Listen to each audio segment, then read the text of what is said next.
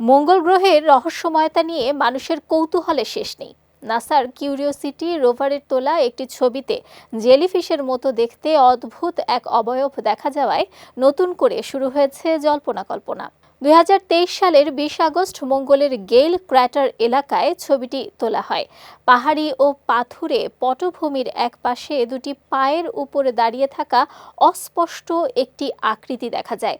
ছবিটি ছড়িয়ে পড়ার পর কেউ কেউ এটিকে ভিন গ্রহের প্রাণী, এলিয়েনের প্রযুক্তি কিংবা প্রাচীন কোনো যান্ত্রিক কাঠামো বলে দাবি করেন। এমনকি ওয়ার অফ দ্য ওয়ার্ল্ডস সিনেমার এলিয়েন ট্রাইপডের সঙ্গেও এর তুলনা করা হয়।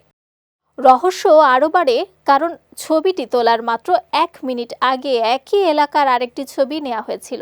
সেখানে এমন কোনো অবয়ব দেখা যায়নি। এ কারণে সামাজিক যোগাযোগ মাধ্যমে নানা তথ্য ছড়িয়ে পড়ে। তবে বিজ্ঞানীদের দৃষ্টিতে এর পেছনে অতিপ্রাকৃত কোনো কারণের প্রমাণ নেই। অস্পষ্ট ছবি, আলো ছায়া, পাথরের আকৃতি কিংবা ক্যামেরার সীমাবদ্ধতার কারণে মানুষের মস্তিষ্ক অনেক সময় পরিচিত কোনো আকৃতি খুঁজে নেয়। এই প্রবণতাকে বলা হয় প্যারেডোলিয়া। মঙ্গলে এমন বিভ্রমের নজির আগেও দেখা গেছে। 1976 সালে ভাইকিং 1-এর ছবিতে একটি পাহাড়কে মানুষের মুখের মতো মনে হয়েছিল।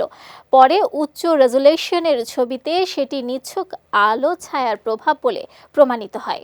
কেউ কেউ অবয়বটিকে ইনজেনিউইটি মার্স হেলিকপ্টার বললেও সেই দাবি সঠিক নয়। ছবিটি তোলার সময় ইনজেনিউইটি ছিল প্রায় 2000 মাইল দূরে অন্য একটি ক্র্যাটারে।